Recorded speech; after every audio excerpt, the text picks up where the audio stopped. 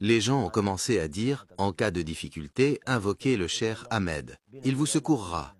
C'est-à-dire que si tu invoques Allah seul, ça passe pas, puisqu'ils pensent que leur relation avec Allah n'est pas correcte. Mais si tu invoques le Cheikh Ahmed, Allah exaucera le Cheikh car il est proche de lui. Ainsi, les gens ont commencé à m'invoquer en dehors d'Allah. Je faisais des choses, même pour résoudre des problèmes judiciaires. Je demandais le nom du juge, le nom de sa mère, etc. Je faisais de la sorcellerie. T'es resté 17 ans à faire ça? Je suis resté dans cet état pendant 17 ans. Et durant ces 17 ans, je ne savais pas que j'étais un sorcier. Je ne savais pas que je traitais avec le monde des djinns et des démons. Pour moi, c'était des anges, des êtres spirituels, rohanioun. Comment s'est terminée cette période de 17 ans? Comment as-tu découvert que c'était de la sorcellerie? Comment t'es-tu arrêté?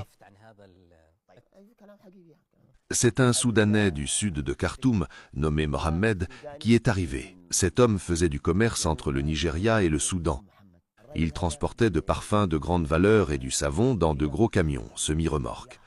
On lui a dit, il y a là-bas un wali, un saint parmi les alliés d'Allah, un Soudanais dont l'invocation est toujours exaucée.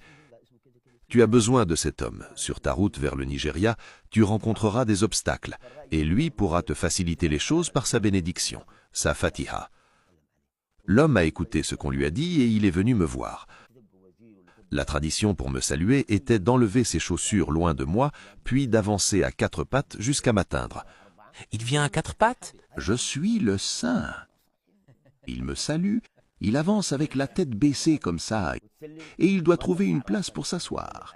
Après, il parle de la raison de sa visite. Quand il est arrivé, il n'a pas fait cela. Mes disciples ont voulu l'en empêcher, mais j'ai vu qu'il était soudanais. J'ai eu de l'affection pour lui et j'ai dit « laissez-le ». Il est entré debout avec ses chaussures et m'a salué normalement.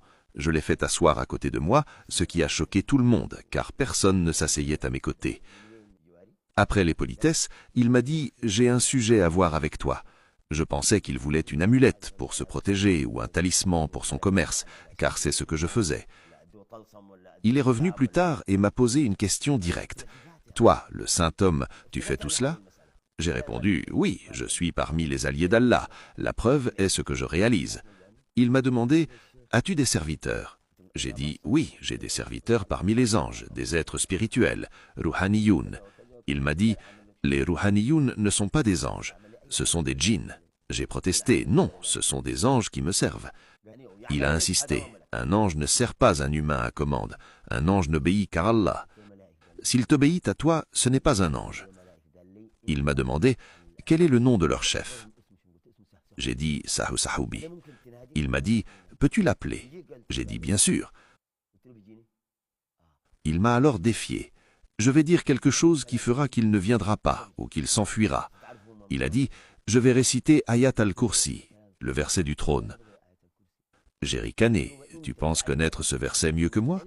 Il a répondu « Si je le récite, ton serviteur ne viendra pas. Et si tu le récites, il viendra. La différence est dans la façon de le réciter. » J'ai utilisé mon code secret pour appeler Sassaoubi. Mohamed m'a demandé « Est-il là ?» J'ai dit « Oui, il est là-bas. » Mohamed a alors commencé à réciter Ayat al-Kursi d'une voix forte et sincère. À ce moment-là, j'ai vu Sassaoubi s'enfuir très loin.